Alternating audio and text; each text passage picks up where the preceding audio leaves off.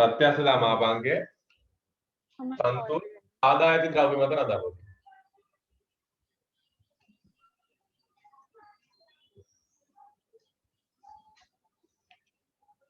හරිනේ. ඊළඟට විද්‍යුතිය ගැන ලියමු. විද්‍යුතිය යනු ස්වාභාවික දිගට වඩා වෙනස් වූ දිගට.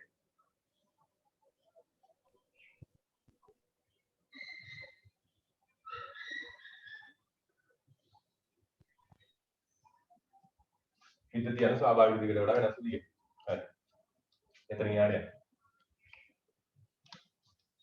අපි දැන් ඔය ඊළඟ උදාහරණේ තියෙන්නේ ස්ථිර නෝට් එකේ සර්කියුලර් දුන්නකට ඔක හදමු.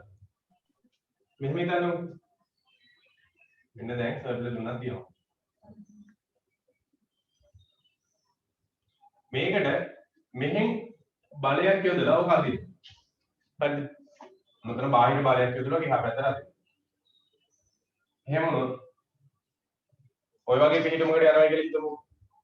මේක දැන් මට ඔය විද්‍යුතියයි ආතතිය අතර තෙරපුමන්ත යනවා වගේ තමයි වැදගත්. මෙයාගේ ස්වාභාවික දිග ඕක විතර ගත්තොත් මෙන්න මේ ප්‍රමාණය තමයි ස්වාභාවික දිග. මම අර ඉස්සෙල්ලා විදිහට A. එහෙම වුණා විද්‍යුතිය මෙන්න x. මේ වෙලාවේ විද්‍යුතිය කොහොමද ධන විදිහට මේක වැඩි වීමක් තමයි වෙලා තියෙන්නේ. ওই විදිහට ඇදුණු දිගක් x කියලා ලකුණු කරගත්තා. මේ වෙලාවේ මේ සර්පිල දුන්න මත ඇති වෙන්නේ ආතතියක්ද තෙරපුමක්ද? සර්පිල දුන්න මත.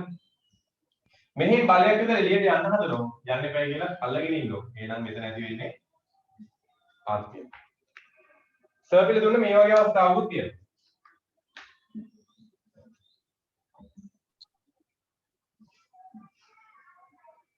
මේ අවස්ථාවේදී සර්පිල දුන්නට විරුද්ධ දිශාවෙන් බලයක් යොදවනවා. බලයක් යොදුනහම පස්සේ මේක සම්පීඩනයක් වෙනවනේ. ඕක සම්පීඩනයක් වෙනවනේ.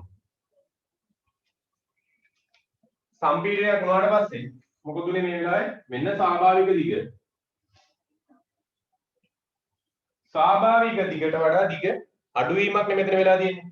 එහෙම වුණොත් මේකේ ඔන්න විද්‍යුතිය විරුද්ධ දිශාවට තමයි අපිට ලකුණු කරන්න වෙන්නේ. මෙතෙන්දී නම් ස්වාභාවික දිගට වඩා වැඩි වූ දිග විද්‍යුතිය. මෙතන නම් ස්වාභාවික දිගට වඩා අඩු වූ දිග. ඔය වගේ මම කිව්වේ ඒකයි වෙනස් වීම කියලා. මේක දෙපැත්තටම පාවිච්චි කරනවා. මේ වෙලාවේ ඇති වෙන්නේ ආතතිය අද තෙරපුමක්ද? මේ වෙලාවේ තෙරපුමක් ඇති වෙන්නේ. අයි මෙහි බලයක් යොදාගෙන ඉන්නවා. එන්නේ බැරි කියලා සර්කියුල දුන්නේ පිටට ඇති වෙනවා තෙරපුමක්. හරිද? මේක තමයි ආතතියක් ඇතිවීම. මේ තියෙන්නේ තෙරපුමක් ඇතිවීම. උදාහරණ දෙක. ඔය දෙයක් ඉක්මනට දාගන්න. මේ ලියන ටික ඉක්මනට ලියාගෙන යන්න. තාම සරල අනුවත් ටීචර් දෙලාවේ නැහැ. මේ තාම තන්දු ගැන කතා කරමින් ඉන්නේ.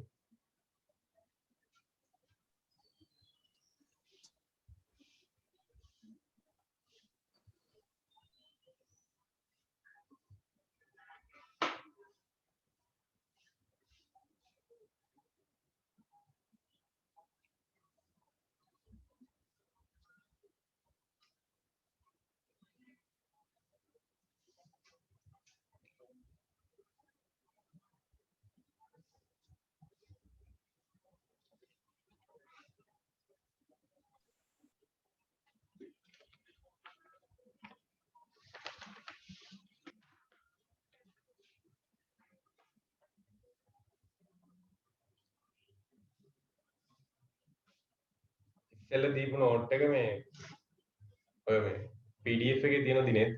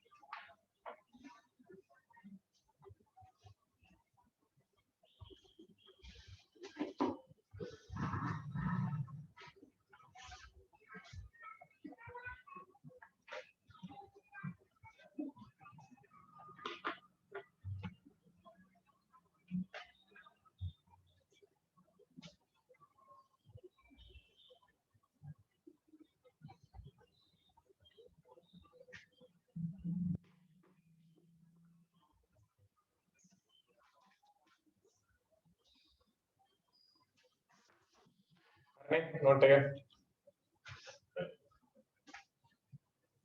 මේ මෙතන දැන් ස්වාභාවික දිගේ ඒ වන තන්තුවක් x විද්‍යතියක් ඇති වුණාම ආතතියක් ඇති වුණා. හරිද? ආතතියක් කොයි විදිහට ඇති වුණා. මේ වෙලාවේ දැන් මෙන්න මෙතන තිබිලා අංශුව පහළට එනවා. හරිද? මේ විද්‍යතියක් ඔය වගේ පහළට එමක් වුණානේ. මෙතන තිබුණු අංශුවෙන් දැන් තියෙන්නේ වෙනස් ලක්ෂයක විද්‍යතියක් ඇති වෙලා. තන්තුවේ දිග වැඩි වීම නිසා තන්තුවේ ගබඩා වෙන විභව ශක්තිය. හරි. ඒ දිග තන්තුව දිග වැඩි වෙච්ච හින්දා තන්තුවේ ගබඩා වෙන විභව ශක්තිය. දිග වැඩි වීමත් එක්ක කාර්ය කරලා විභව ශක්තියක් විදිහට තමයි ඒක තන්තුවේ ගබඩා වෙන්නේ. මෙන්න මේ විභව ශක්තියද කියනවා ප්‍රත්‍යස්ථතා විභව ශක්තිය කියලා. හරිද? මේ විභව ශක්තිය අපි කියන ප්‍රත්‍යස්ථතා විභව ශක්තිය කියලා. මේක හොයන්න සමීකරණයක් තියෙනවා. ඒක තමයි දෙවෙනි සමීකරණය. ඕක මම ඔප්පු කිරීමෙන්ම ගන්නවා. අස්ථාරයක් ඇඳ ගන්න පුළුවන්. විද්‍යතිය වෙනස් වීමක් එක්ක ආතතිය කොහොමද වෙනස් වෙන්නේ කියලා. හරි. මේවනේ දැන් t සමානයි lambda x බෙදීම a. මේකෙදි lambda කියන්නේ නියතයක්. lambda රඳා පවතින්නේ තන්තුව හදලා තියෙන ද්‍රව්‍ය මත. ස්වාභාවික දිගත් නියතයක් නේ. මුල් පීඩමේ දිග නියතයක්. ඒක වෙනස් වෙන්නේ නැහැ. වෙනස් වෙන්නේ විද්‍යතියනේ. x තමයි වෙනස් වෙන්නේ. මේක මේ x අක්ෂයට අරන් තියෙන විද්‍යතිය. එහෙම වුණොත් මෙන්න මේ t සමානයි. මේක නියතයක්. m වතාවක් එක. ආතතිය කියන්නේ y අක්ෂයට. අනුක්‍රමණයේ නියතයක්. x අක්ෂය තමයි විද්‍යතිය. ඒතකොට මේ ඇවිල්ලා y සමානයි mx ආකාරයේ ප්‍රස්ථාරයක් අපිට ඔය t සමානයි lambda x ඇඳ ගන්න පුළුවන්. විද්‍යතියත් එක්ක ආතතිය වෙනස් වීම. මෙතනින් එකපාරට හිතන්න. මෙන්න විද්‍යතිය y අක්ෂය. ආතතිය x අක්ෂය. මේ තියෙන්නේ නියතයක්. ආකාරයේ ප්‍රස්ථාරයක් තමයි දෙන්නේ. ඒ කියන්නේ මූල ලක්ෂ්‍ය හරහා ප්‍රස්ථාරය. කොහොමද කියන්නේ? මේ ප්‍රස්ථාරේ කිසියම් අවස්ථාවක ගමු. සිම්පල් x කියලා විද්‍යතියක් කියන අවස්ථාවක් ගත්තා. ඔය සිම්පල් x විද්‍යතිය තියෙන වෙලාවේ ඇති වෙන ආතතිය t කියලා ගමු. විද්‍යතිය x වෙලාවේ ආතතිය t කියලා මම ගත්තා. හරි. t ට නම් ලියන්න සමීකරණයක් කියනවා. t ට සමීකරණයක් කියන්නේ lambda x බෙදීම a. ඊට ඔය විදිහට ලියන්න පුළුවන්. පැහැදිලිද? හරි. මෙන්න මේකේ විද්‍යතිය බිඳුව වෙලාව ඉඳන් විද්‍යතිය x දක්වා වැඩි වෙද්දී සිදු කරපු කාර්යය අපිට ගන්න පුළුවන්. මේ ප්‍රස්ථාරය යට වර්ග බලය. බලය වතාවක් විස්ථාපනය වෙලා තියෙන්නේ. එතකොට මේ ප්‍රස්ථාරය යට වර්ග බලය සිදු කරපු කාර්යය ගන්න පුළුවන්. ඔබ ලියන්න පුළුවන් w සමානයි ත්‍රිකෝණයේ වර්ගඵලය භාගයේ වතාවක් ආධාරක පාදයේ ලම්බ උස. ඔය විදිහට ගන්න පුළුවන්. භාගයයි x ගුණ කිරීම. t කියන්නේ lambda x බෙදීම a. එතනින් කරපු කාර්යයට එනවා x ගුණ නම් x වර්ග lambda x වර්ග බෙදීම 2a.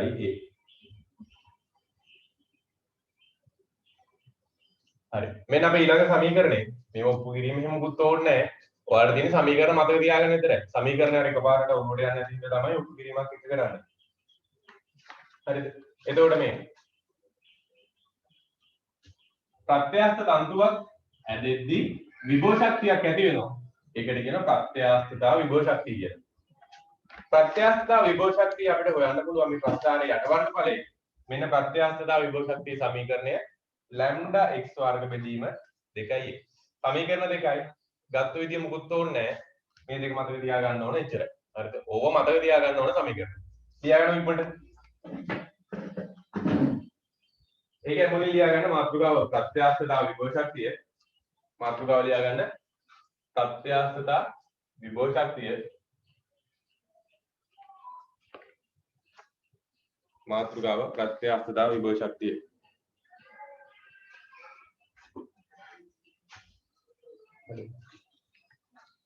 ඒක ඇතුළේ ලියාගෙන දිග A වන තන්තුවක දිග A වන තන්තුවක විතතිය x වන මොහොතේ විතතිය සිම්පල් x වන මොහොතේ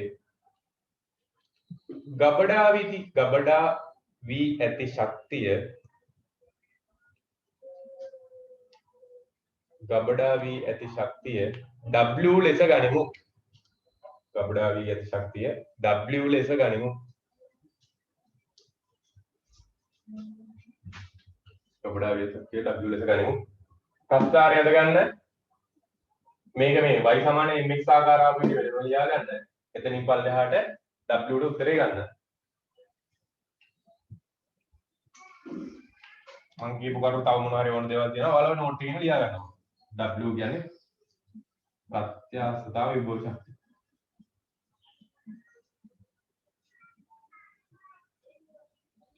සමීකරණ දෙකක් ඉවරයි. සාමාන්‍යයෙන් සරලානුවර්තී චලිතයට. ඊළඟට තියෙන සරලානුවර්තී චලිතයේ සමීකරණ විතරයි.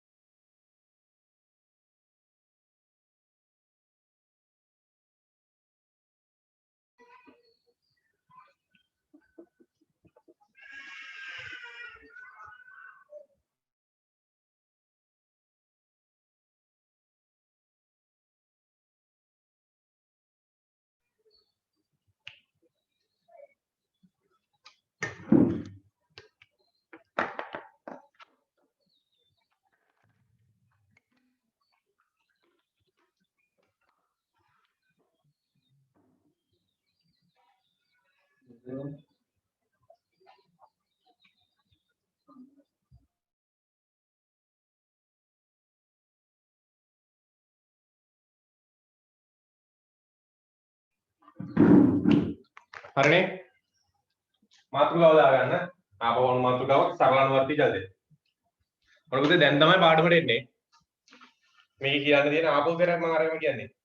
ඔයාලා මේ තියරි ටිකක් දන්නව නම් ගණන් ටික ඉස්සරහට හදාගෙන යන්න. try කරන්න. හැබැයි මේක අහගෙන ඉන්න ඕන හොඳට. ආයි මේ පාඩමේ 100%ක් හොඳට තියරි අවබෝධයක් තියෙනවා. නැත්තම් අන්තිම හරිය ගණන් තියෙන්නේ මේ. අපි දැන් හදන ගණන් නෙමෙයි අන්තිමට තියෙන්නේ. ඒ වුණාට මේක තමයි මේකේ බේසික් එක. මේ ටික හරියට නැත්තම් එක තැනක් පොඩ්ඩක් අවුලක් තිබුණොත් සම්පූර්ණ ගාන මොනවත් වර්ධින්න පුළුවන්. හරිද? මේ 13 වෙනි ගාන ලකුණු 150ක් දෙනවා. හරිද? පේපරේ සම්පූර්ණ එක පාඩමකින් ලකුණු දෙන ගානක් තියෙන ඕක විතරයි. දැන් ගුරුත්ව කේන්දරය ගත්තත් ඒකට සමතුලිතතාව ඝර්ෂණය සම්බන්ධව. මේක එහෙම නැහැ. සම්පූර්ණ ලකුණු දෙනවා. හරිද? 150ක් දෙනවා. 150ම හැමෝටම ගන්නත් පුළුවන්. හරිද? ඒ වගේ දැන් මේකේ මේ මෙච්චර විශේෂ කරලා තියෙන මේකේ මේ තියරි ටිකක් තියෙනවා. හරිද? 13 වෙනි ගානේ මේ කතා කරන සමීකරණ දෙක තුන හැරෙන්න ඕකේ විශේෂ ලක්ෂණ ටිකක් තියෙනවා. මේ ටික හරියටම ඔළුවට දා ගන්න ඕනේ. නැතුව මේ ගණන් ගොඩක් හැදුවයි කියලා ඔයාලට වැඩේ හරියන්නේ නැහැ. මම කියන ටික හරියට ඔළුවට දාගන්න. මෙතනින් පස්සේ දැන් සරලනුවර්තී චලිතයට එනවා. මේ කියන ටික හරියටම ඔළුවට දා ගන්න ඕනේ. මේ දින ටික හරියට තියන ඕනම ගණනක් හදන්න පුළුවන්. ගණන් මහ ගොඩක් හදා දින්න ඕනේ නැහැ. ඒකනේ මෙතනින් පස්සේ හරි අවබෝධයෙන් අහගෙන ඉන්න. අනිවාර්යෙන් කියන්නේ ඔක්කොම ලියන්න නෝට් එක. පුළුවන් ළමයි ගණන් හදන ගමන් මේකත් අහගෙන ඉන්න.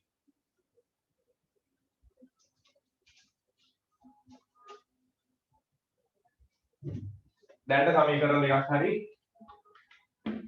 පන්දුවේ ආතතිය ප්‍රත්‍යස්ථතා මාපාංකයේ කිරීම විදිහට බෙදින ස්වාභාවික විදිහට. හරි. ප්‍රත්‍යස්ථතා විභව ශක්තිය ලැම්ඩා x වර්ග බෙදීම 2a.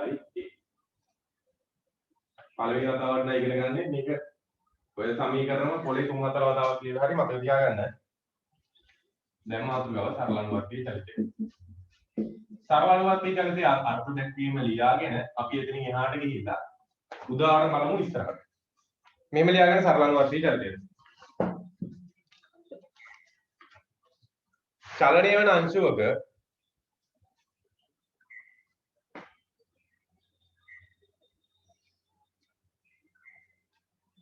චලනය වන අංශුවක ත්වරණය කිසියම් අචල ලක්ෂයක් චලනය වන අංශුවක ත්වරණය කිසියම් අචල ලක්ෂයක් දෙසට යොමුව පවතින්නේ නම් චලනය වන අංශුවක ත්වරණය කිසියම් අචල ලක්ෂයක් දෙසට යොමුව පවතින්නේ නම් සහ එම ත්වරණයෙහි අගය කියන්නේ විශාලත්වය. එම ත්වරණයෙහි විශාලත්වය නැත්නම් අගය ඉහත කී අචල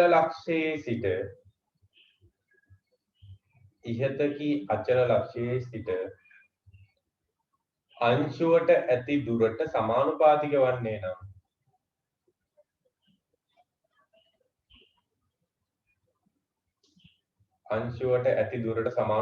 වන්නේ නම්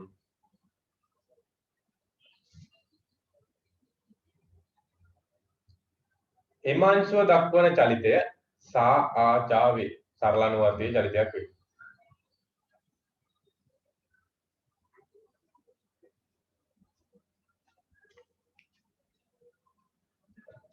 සරලනුවර්තී චලිතය ඔප්පු කිරීම ලියා ගන්න. ඒක පැත්තකින් තියන්න. හැම වෙලේම යම් කිසි අචල ලක්ෂයක් විතර යොමු පවතින්න ඕන. ත්වරණය සමානුපාතික වෙනවා. ඒ අචල ලක්ෂණ කියන දුරට. ඒක පස් කතාවක්. අර්ථ දැක්වීමක් ලිව්වා. එච්චරයි. ඒක ඉවරයි. ඊළඟ මාතෘකාව දාගන්න වෘත්තය සහ අනුවර්තතාව. වෘත්තය සහ අනුවර්තතාව.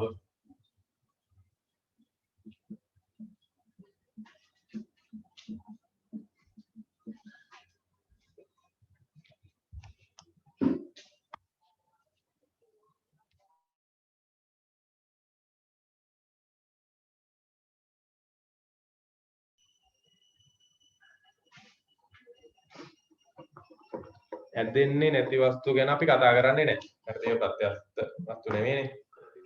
හරිද? එතකොට ඒකෙදි අපි මේ ඇදෙන්නේ නැති වස්තු ගැන කතා කරන්නේ නැහැ. ඇදෙන වස්තුත් එක තමයි මේ පාඩම යන්නේ. ප්‍රත්‍යස්තතාව මාපංගයක් කතා කරන්නේ නැහැ. හරි. වෘත්තය සහ අනුවර්තතාව. මෙතෙන්ට එමුකෝ. වෘත්තය සහ අනුවර්තතාව. තාම සරලනුවර්තී චලිතය දාවේ නැහැ. මේ තාම වඩ පිටාවේ නැහැ.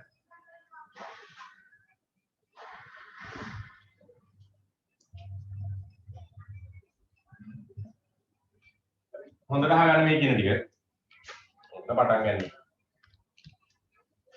අංශුවක් තියෙනවා. මෙන්න මෙතන අංශුවක් තියෙනවා. හරිද? P කියලා අංශුවක් තියෙනවා. මෙයා වෘත්ත චලිතයේ යෙදෙනවා. වෘත්ත චලිතය ගැන ළමයට අවබෝධයක් ඇතිනේ. මෙන්න මේ වෘත්තය යනවා.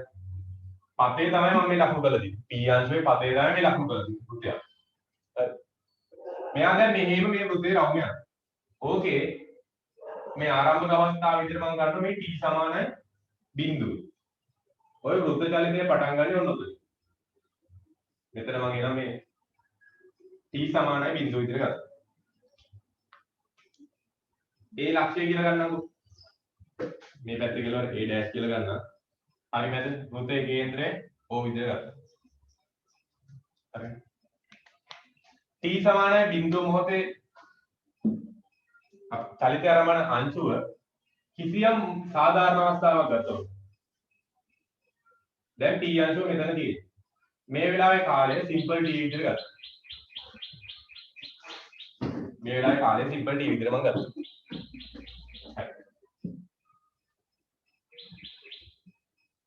OP යා කරා. එතකොට මේක අරයක්. මේ අරේ දිග සිම්පල් a. ඔන්න දැන් මම ටිකක් හඳුන්වගෙන ගියා. අරේ a වුණු වෘත්තයක වෘත්ත චලිතයේ යෙදෙන p අංශුව ඔමෙගා කෝණික ප්‍රවේගය. මෙන්න මේ පැත්තට ඔමෙගා කෝණික ප්‍රවේගයෙන් දැන් මේ p අංශුව වෘත්ත චලිතයේ යෙදෙනවා. හරිද? හොඳට අහගන්න. t සමානයි බිඳුව වෙලා පටන් ගත්තා. දැන් වෘත්ත චලිතයේ යෙදෙනවා. දැන් ඉන්නේ t සමානයි සිම්පල් t අවස්ථාවේ. කෝණික ප්‍රවේගය ඔමෙගා. මේ වෙලාවේ p ගෙන් ගන්න a' a විස්කම්භය මත අඳින ලම්බකයක්. හරිද? ඔන්න දැන් මම ලම්බකයක් අඳගත්තා. a' විස්කම්භය මත. පහළම ලක්ෂ්‍ය q විදිහට ගත්තා. ඕකෙන් ගන්න q ට තියෙන විස්ථාපනය සිම්පල් x විදිහට ගත්තා. ඕකෙන් නම් q ට තියෙන විස්ථාපනය සිම්පල් x විදිහට ගත්තා. හරි.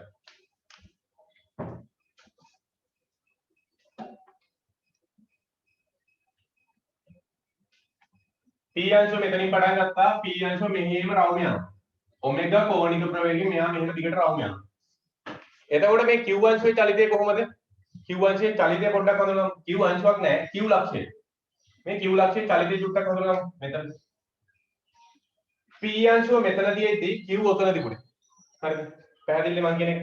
p මෙතනදීදී q. p චුට්ටක් උඩට යද්දි අනීට ලම්බකයක් යනනම් q මේ හරියි. තව ටිකක් උඩට යද්දි මේ හරියි. p යද්දි p උපරිම ලක්ෂයට මෙන්න මෙතෙන්ට හරි සිරස් රේඛාවට යද්දි කේන්ද්‍රයට එනවා. p අංශුව මෙහෙම යද්දි q කියන කෙනා කොහොම වෙනවද? අවසරයක් කියන්න. p අංශුව මෙතන තිබුණ මුලින්. q ලක්ෂයත් එතකොට සමපාතයි. චුට්ටක් උඩට ගියාම එතන ඉඳන් ලම්බකයක් ඇඳපු තැන තමයි q ලක්ෂය තියෙන්නේ. දැන් මෙතන. මේ හරියට ආවොත් ඔය. මෙතෙන්ට ආවම p අංශුව q තියෙන්නේ කේන්ද්‍රයේ. තව ටිකක් එහාට ගියාම එතන ඉඳන් අදින් ලම්බකෙ මෙතන. මෙහෙම එනවා. මෙන්න මේ කෙලවරේදී ආපහු q අංශුවයි p ලක්ෂයයි සම්පාද වෙනවා. හරිද? පල්ලෙහාට යද්දි මේ හරියට වගේ ආවම මෙන්න එතන ඉඳන් ආපහු ලම්බකයක් අදින්න. මෙතන මෙහාට යද්දි මෙන්න ආපහු මේ හරිය. අංශුව තියෙන්නේ මෙතන q මෙතන. ඔහොම එනවා. ආපහු මෙතන. p අංශුව මෙතනින් පටන්ගෙන මෙන්න මේ විදිහට රවුමක් යද්දී q ලක්ෂය කොහොමද? a කින් පටන්ගෙන ඔහොම ඇවිල්ලා මේ කෙලවරට ආපහු මෙතෙන්ට ආවා. හරි. වෘත්ත චලිතයේ ඒකාකාර කෝණික ප්‍රවේගයෙන් යනවා. මෙන්න මේ p අංශුව වෘත්තේ යනවා. p ගෙන් ඉඳන් a' විස්කම්භයට ඇඳපු ලම්බකයේ අඩිය q ඔතනින් පටන් ගත්තා. මෙයත් එක්ක මෙහෙම යනවා. ආපහු පල්ලෙහාදී අන්න හැරලා ඉවරයි. පැහැදිලි නේද? හරිද? කොහොම චලිතයක් කතා කරන්න තියෙන්නේ. ඔප්පු කිරීමක් කරනවා ඊට කලින්.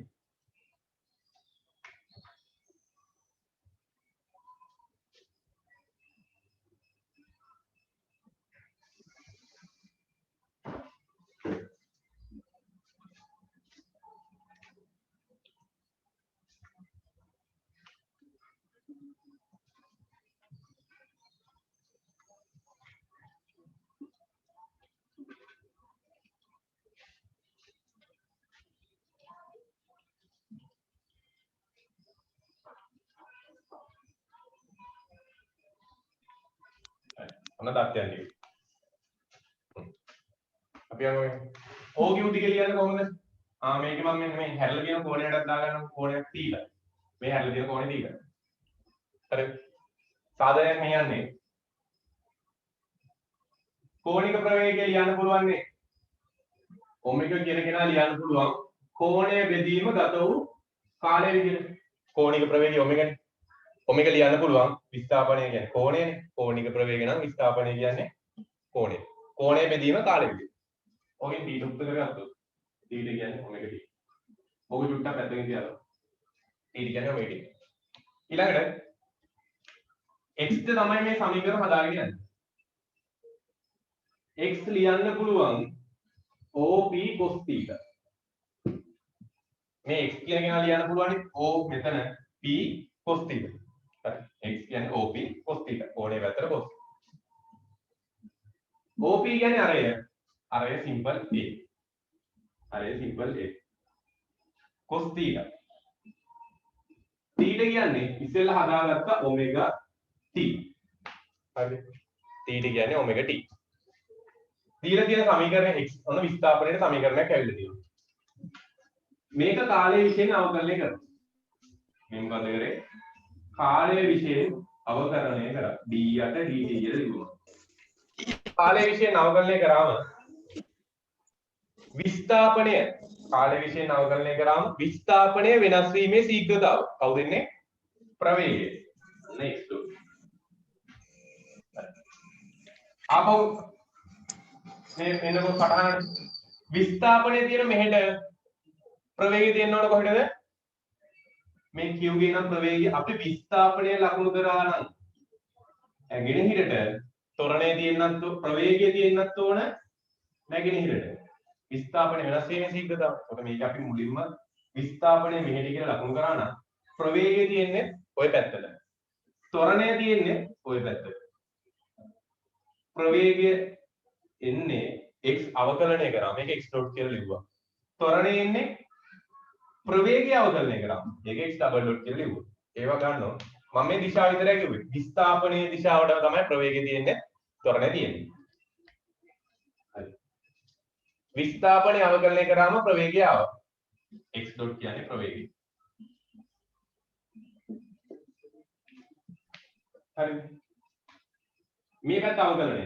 නියතය පිටින් තියාගත්තා. cos omega d ගේ අවකලනය. cos θ ගේ අවකලනය ඍණ sin θ. එහෙනම් ඍණ sin omega d වතාව කෝණයේ අවකලනය. omega d ගේ අවකලනය t ගේ විශේෂ omega. හරිද? omega කියන්නේ නියතයක්. එයත් පිටින් තියාගෙන එන x ඩොට් සමීකරණය ලියන්න පුළුවන්. පින්නත් එළිය දෙනවා ඍණ a omega sin omega t. ඔන්න විස්ථාපනයේ සමීකරණයක් ගන්න. ප්‍රවේගය. මට ඕන ත්වරණයට එහෙනම් මම විස්ථාපනය ආපහු සැරයක් කාලය විශ්යෙන් අවකලනය කරනවා. විස්ථාපනය ආපහු සැරයක් කාලය විශ්යෙන් අවකලනය කරනවා. විස්ථාපනය කාලය විශ්යෙන් අවකලනය කරාම ත්වරණය මෙන්න ත්වරණයේ සංකේතය x ඩබල් ඩොට්. මේක අහගෙන ඉන්න ලියා ගන්න වෙලාව දෙන්න අහගෙන ඉන්න ත්වරණය. හරි. එතකොට x ඩබල් ඩොට් ඔය විදිහට එනවා. මේක අවකලනය කරමු. නියතයන් පිටින් තියා ගන්න ඕනේ අවකලනය කරද්දී. ඍණ a omega නියතනේ. කෝණීය ප්‍රවේගය නියතයි. විස්ථාපනය නියතයි. sin omega d ගේ අවකලනය. sin ගේ අවකලනය cos කෝණීය අවකලනය omega. හරිද? මෙන්න එතකොට x ඩබල් ඩොට් සමීකරණයක් එනවා. ඍණ a මේ omega ගුණ වුණාම omega වර්ග cos omega t.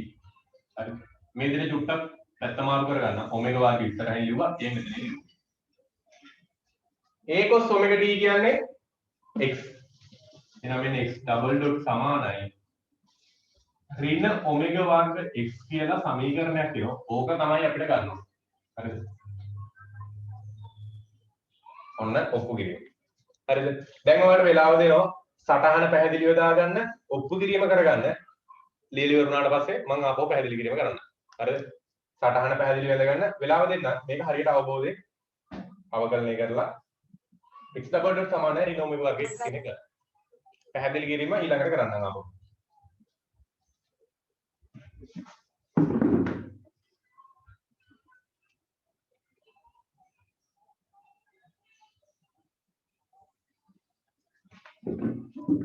හැමෝම අවධානයෙන් අනිවාර්යයෙන් මේවා ලියන්න. ආපහු මේක ආපහු සැරයක් මම පැහැදිලි කරනවා. මෙතන තමයි වැදගත්ම තැන. හරිද? වෘත්තයේ සානුවර්තතාව තමයි මේ පාඩමේ වැදගත්ම තැන. සරල තීරණය මේ තියෙන්නේ. මේක ටිකක් ඇතුළට තියෙනවා. ඔළුවට දාගත්තොත් ආපහු අමතක වෙන්නේ නැහැ. මේක තව කෙනෙක්ට උගන්වන්න පුළුවන්. හරිද? ඒකින්ද හරියට මේක නෝට් එක ලියා ගන්න. ආපහු පැහැදිලි කිරීමක් කරන්න. නෝට් එක ලියාගෙන ඔයාම බලන්න මේක කොහොමද ආවේ කියලා. ඊළඟට මම පැහැදිලි කිරීම කරන්න.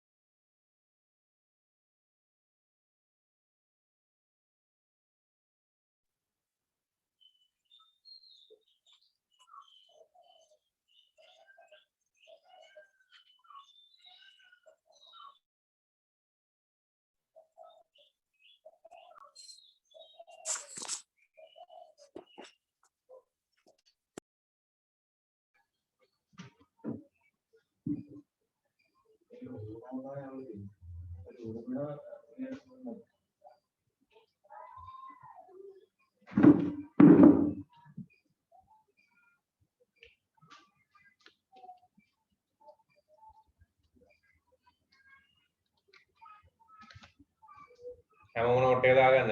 මෙතන තමයි මේ පාඩේ වැදගත්ම තැන.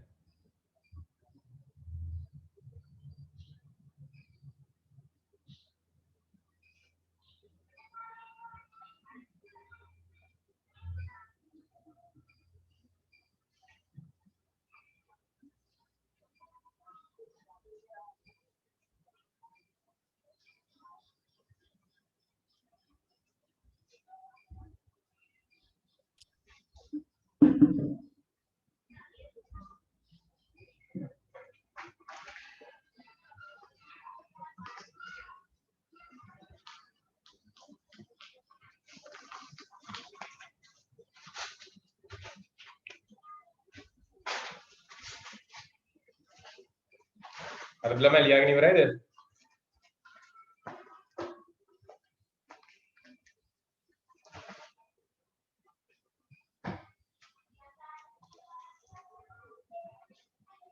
හරිද?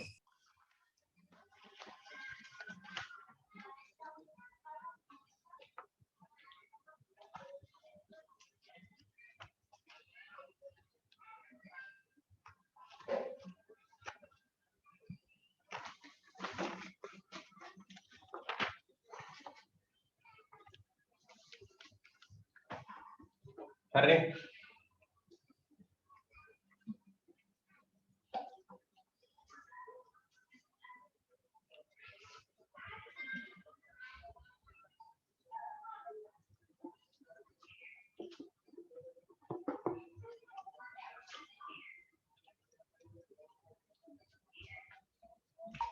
හරිනේ හොඳම දැන ඉන්නේ. ඔන්න ආපහු කියන වැඩියෝ.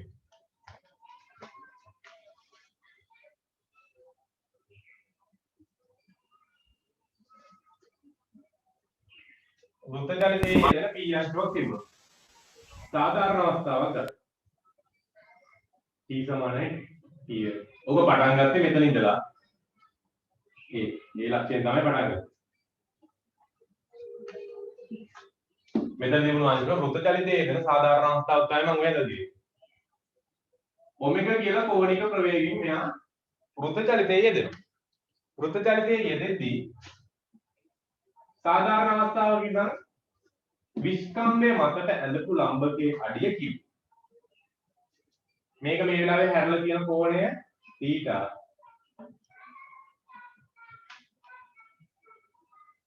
කේන්ද්‍රය O කියලා ගත්තා, අනිත් පැත්තේ කෙලවර විස්කම්භයේ A' කියලා ගත්තා. ඔය ටික තමයි සටහන් කරන්නේ. ඊළඟට මේක වැදගත් තව කෙනෙක් ලකුණු කරා x. x කොහොමද? x පටන් ගන්නෙ අචල ලක්ෂයක ඉඳන්. O කියන්නේ කේන්ද්‍රයනේ. කේන්ද්‍රය මේක වෙනස් වෙන්නේ නැහැ. මේ වෘත්ත චලිතයේ කේන්ද්‍රය මෙතන තමයි. අචල ලක්ෂයක පටන් ගන්න.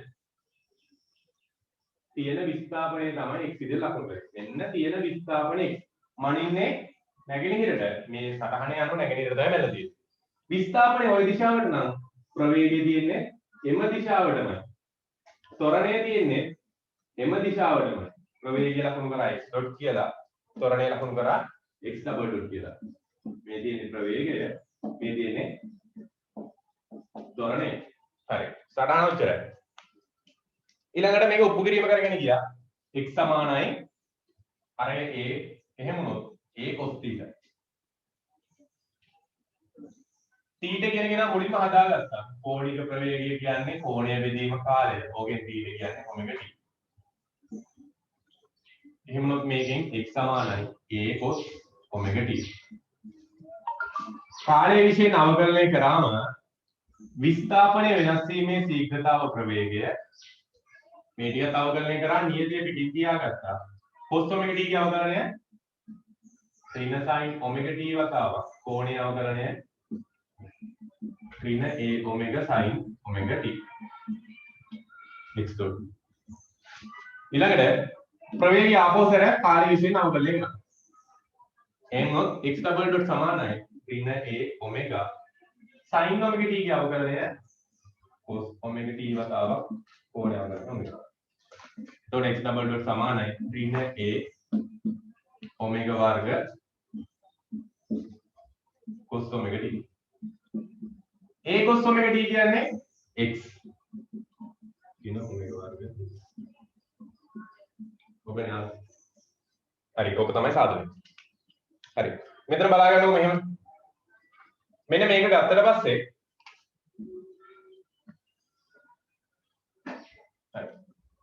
ත්වරණයේ දිශාව තමයි මම මේ කතා කරන්න හදන්නේ. ඔමෙගා වර්ග ඔමෙගා කියන්නේ කෝණික ප්‍රවේගයනේ. ඔමෙගා වර්ග කියන්නේ නියතයක්. මේක නියතයක් නේ. මෙන්න මේ ඔමෙගා වර්ග නියතයක්. එහෙම වුණොත් ත්වරණය පවතින්නේ විස්ථාපනයේ දිශාවට ප්‍රතිවිරුද්ධව. හරිද?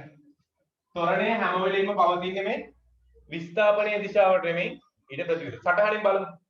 ත්වරණය හැම වෙලෙම පවතින්නේ විස්ථාපනයේ දිශාවට නෙමෙයි ප්‍රතිවිරුද්ධ. එහෙනම් මෙන්න මේ මොහොතේ q අංශුවට විස්ථාපනය ඇගෙනහිරට ත්වරණය තියෙන්න ඕන බටහිරට. එහෙනම් මෙහෙදී මේ පැත්තේ ඕනම තැනකදී ත්වරණය තියෙන්නේ කේන්ද්‍රයේ පැත්තට.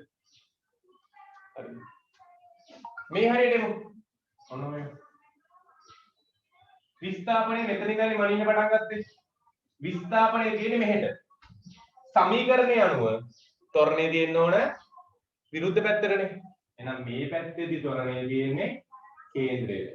අන්න සරල අනුවර්තී චලිතයේ හැම වෙලේම මේ වෘත්ත චලිතයේ හැම වෙලේම වෘත්ත චලිතයේ යනෝනේ. වෘත්ත චලිතයේ යෙදෙන්නේ යෙද්දි q තියෙන q ලක්ෂය. q ලක්ෂයේ ත්වරණය හැම වෙලේම තියෙන්නේ කේන්ද්‍රයේ පැත්තට. මේ සමීකරණයෙන් එක කිව්වේ හොඳද? තාම ඒක ගැන අවබෝධයක් නැහැ. සමීකරණ දිහා බලලා කිව්වා ඔමෙගා වර්ග නියතයක්. ත්වරණය සමාන වෙනවා ඍණ x විස්ථාපනය ගුණ කිරීම ඍණ. විස්ථාපනයේ දිශාවට නෙමෙයි ත්වරණය කියන්නේ. මේ පැත්තෙත් මෙහි ගත්තොත් විස්ථාපනය මෙහෙට ත්වරණය අතුරු. ඕකෙන් කියන්න පුළුවන් හැම වෙලෙම ත්වරණය තියෙන්නේ O ලක්ෂයේ දිශාවට. හැම වෙලෙම ත්වරණය තියෙන්නේ කේන්ද්‍රයේ දිශාවට. එකක් කිව්වා. ත්වරණය O හි දිශාවට. මේ සමීකරණය ගත්තාම පස්සේ x double dot ඍණ omega වර්ග x ගත්තාම පස්සේ මාපාංක සැලකුවොත්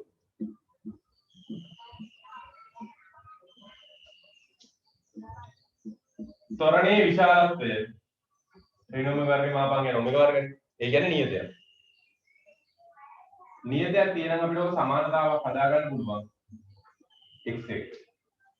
එයි ත්වරණය සමානයි නියතයේ වතාවක් x. එහෙනම් හැම වෙලේම මේක සමානතාවය සමානුපාතිකයකට අරන් යන්න පුළුවන්. ත්වරණය සමානුපාතික වෙනවා විස්ථාපනය. හරිද? ත්වරණයේ විශාලත්වය විස්ථාපනයට සමානුපාතිකයි. හරි. සමීකරණෙට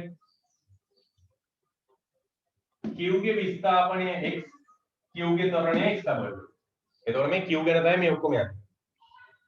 මේ සමීකරණය දිහා බැලුවම අපිට කියන්න පුළුවන් ත්වරණ q ගේ ත්වරණය තියෙන්නේ කිසියම් අචල ලක්ෂයක් දෙසට. ඊළඟට ওই ත්වරණයේ විශාලත්වය දුරට සමානුපාතිකයි. බලන්න දැන් සරල අනුවර්තී චලිතයේ මුලින්ම ලියපු නෝට් එක ඒකේ කියන මෙහෙම. හරිද? මෙන්න සරල අනුවර්තී චලිතයට දීපු නෝට් එක. චලනය වන අංශුවක ත්වරණය කිසියම් අචල ලක්ෂයක් දෙසට යොමුව පවතින්නේ නම්ද? ත්වරණයේ අගය අචල ලක්ෂයේ සිට දුරට සමානුපාතික වන්නේ නම්ද? එම අංශුව දක්වන චලිතය සරල අනුවර්තී චලිතයක් වේ. පැහැදිලිද?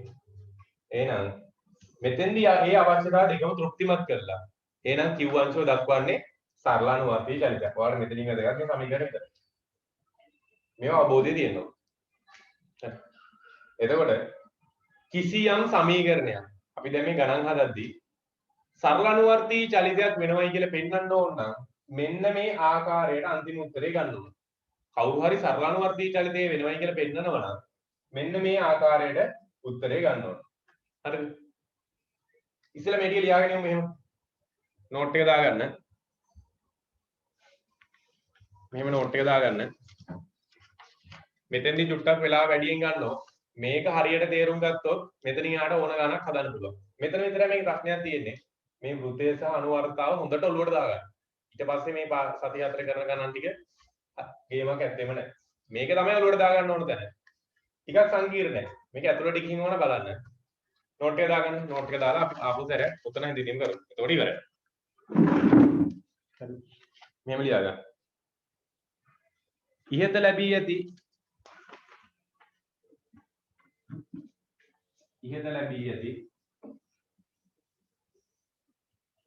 x डबल डॉट समान है ऋण ओमेगा वर्ग x समीकरणे विश्लेषण करमु इहत लැබී ඇති x डबल डॉट समान है ऋण ओमेगा वर्ग x समीकरणे विश्लेषण करमु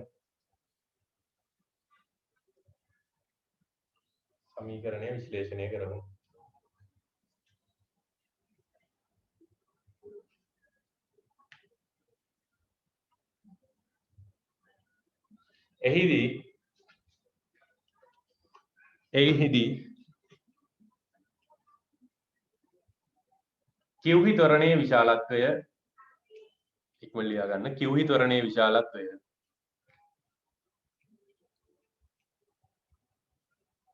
O සිට මිනුම් කරන ලැබූ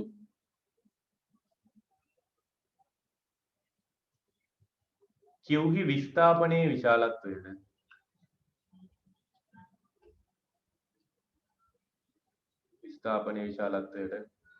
අනුලෝමව සමානුපාතික වේ. විස්ථාපනයේ විශාලත්වයට අනුලෝමව සමානුපාතික වේ. මේ වාක්‍යෙ මේ අපහු කියන්නේ. කිව්හි ත්වරණයේ විශාලත්වය O සිට මිනුම් කරන ලැබූ කිව්හි විස්ථාපනයේ විශාලත්වයට අනුලෝමව සමානුපාතික වේ. ඊළඟ කරුණ දෙකක් නේද කියන්නේ. කිව්හි ත්වරණය මේ දෙවෙනි කරුණ කිව්හි ත්වරණය සෑම විටම ඉහත කී අචල ලක්ෂයේ දිශාවට යොමුව පවතින බව පැහැදිලිය.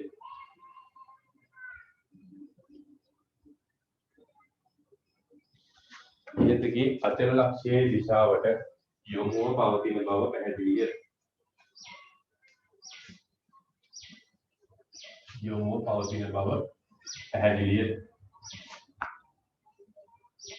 එනම්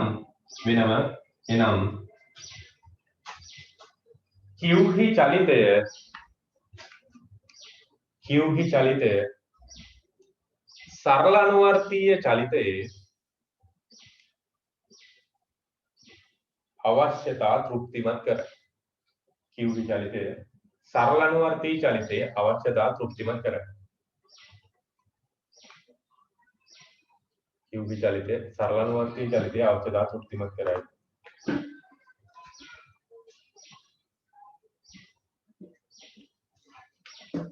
එනම් Q අංශුව සා ආචා යෙදේ. සරල අනුවර්තීය චලිතයේ යෙදේ. එනම් Q අංශුව සරල අනුවර්තීය Q ලක්ෂය එනම් Q ලක්ෂය සා ආචා යෙදේ.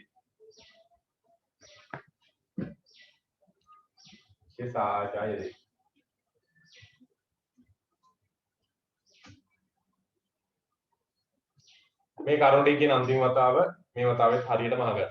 දැන් මේ තුන් වතාවක් විතර මේක කියමු. මේ ඒ තරමට මේක වැදගත්. හරි. අහගන්න. x डबल डॉट සමානයි ඍණ ඔමෙගා වර්ග x කියලා විස්ථාපනයයි ත්වරණයයි අතර සම්බන්ධයක් ආවා. මේ තියෙන විස්ථාපනය මේ තියෙන ත්වරණය.